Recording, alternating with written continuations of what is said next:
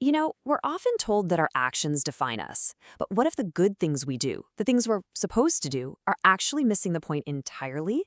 Today, we're going to dive into a really timeless message that asks us to look deeper, past what we do, and into our own hearts. So, to get to the bottom of this, we're actually going to look at a really powerful warning that was given about 2,000 years ago. And what's wild is that it feels like it could have been said yesterday. It boils down to this really simple but kind of profound question. What's really driving the things you do? Okay, so this warning comes from Jesus in the Gospel of Matthew. And he's talking directly to the religious leaders of his day, right? But the thing is, this wasn't just him telling them off. It was more like a loving call to steer clear of a really subtle but super dangerous spiritual trap. Wow, the accusation here is pretty striking. I mean, think about it. These guys were following the law so carefully, down to giving a tenth of the tiniest little herbs from their gardens. And yet, while they were so focused on those tiny details, they were somehow completely missing the absolute foundation of their faith.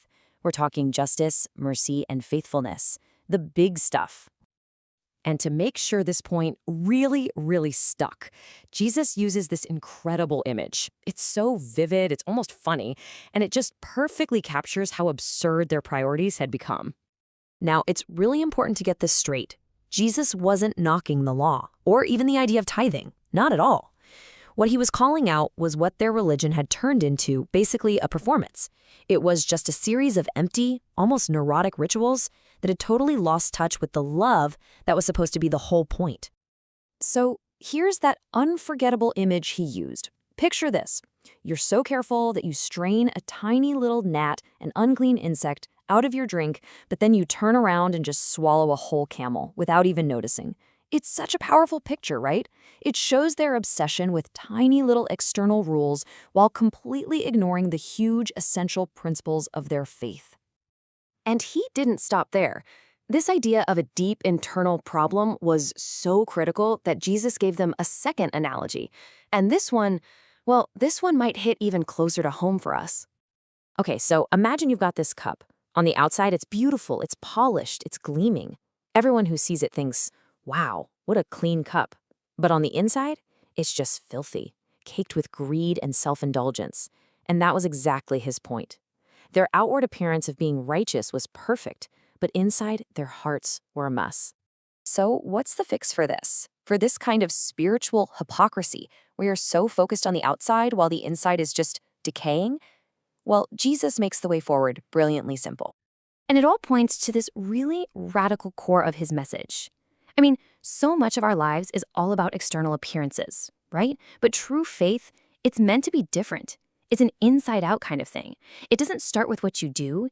It starts with who you are. It's all about a transformation that has to begin in the heart. And the order here is everything. You don't just polish the outside of that cup and hope the inside somehow gets clean on its own. Nope. The instruction is crystal clear. First, clean the inside. When a real, genuine love starts to grow in our hearts, then all the good actions, they just become the natural result. They literally blossom from that love, instead of being something you have to force yourself to do. Okay, so this is where this ancient lesson gets really personal for us today. It's a call for us to look at our own lives and examine not just what we do, but why we're doing it.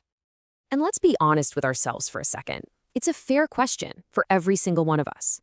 It is so easy, even when you have the best intentions, to fall into a routine of just doing the right things without ever connecting to the love that's supposed to give them meaning.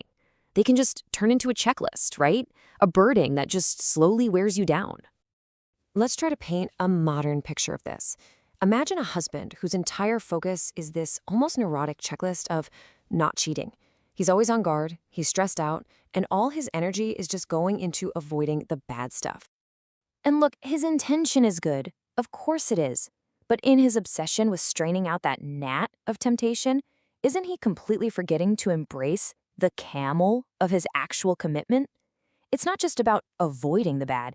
It's about actively pursuing the good, the deep, joyful, devoted love for his wife. That's the whole point. And that really is the central lesson here. When what we do comes from a heart that's genuinely full of love, our actions become these meaningful, life-giving gestures. But without that love, well, Even our best intentions can turn into an exhausting checklist. Just empty theater. So the final thought I want to leave you with, the thing for us all to reflect on, is this. A faith that's truly alive is so much more than just a list of rules. It's a relationship of love.